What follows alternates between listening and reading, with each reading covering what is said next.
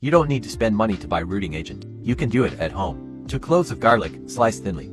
Add 200 milliliters warm water. Add 2 spoons of brown sugar, a few drops of white vinegar.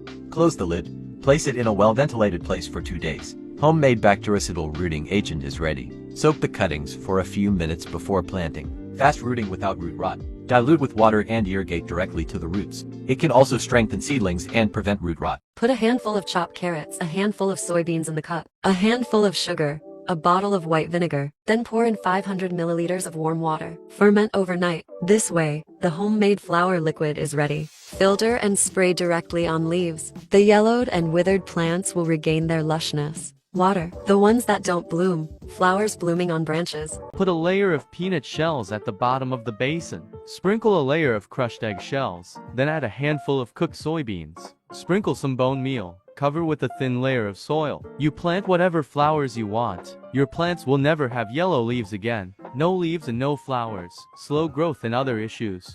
Don't worry if Christmas cactus doesn't bloom. Feeding him eggs is definitely not a good idea. Today, I will share a little trick.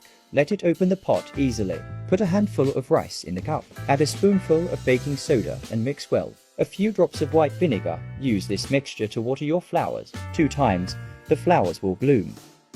What to do if there are always ants underground when growing vegetables? Do not worry, teach you a trick to easily get rid of ants. Like and collect first. First, prepare some cigarettes, take out the tobacco inside. Soak in water for a day or 2, then filter out the residue. Just pour it where there are ants. This is true for both black and white ants can destroy. Follow me to learn more tips on growing vegetables.